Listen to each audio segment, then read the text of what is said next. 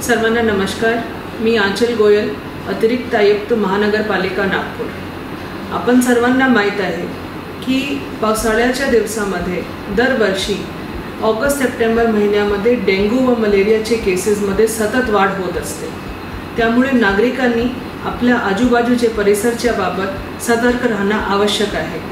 आमची आरोग्य यंत्रणा घरोघरी जाऊन, आमचे जे आशा वर्कर्स आहे ते घरोघरी जाऊन लोकांना मार्गदर्शन करतायत की आपल्या घरी तुम्ही पाण्याचा साठा होऊ देऊ नका। आपण सुद्धा एक जबाबदार नागरिक म्हणून आणि आपल्या परिवाराच्या आरोग्याच्या दृष्टिकोनातून हे बघावा की आपल्या आजूबाजूचे परिसरमध्ये कुठेही पाणी साठा तर झालेला नाही आहे। स्पेशली आपले जे कूलर्स असतात, आपल्या आजूबाजूला पडलेला भंगार असते, त्यामध्ये बऱ्याच वेळी पावसाच्या पाणी जमा होते आणि त्या ठिकाणी आपल्याला लार्वा मिळतात।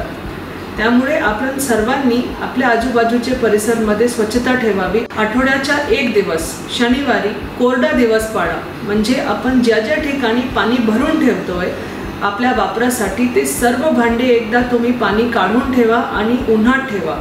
अशा सर्वांनी जर नियमितपणे पाळलं तर आपल्या घरात डासांचे नंबर्स आहे ते कमी होतील। सोबतच आपल्या घरात जर लहान मुलं आहे तर डासापासून त्यांना वाचवण्याकरिता त्यांना फुल कपडे घाला, म्हणजे अंग पूर्ण झाकलेले असावे।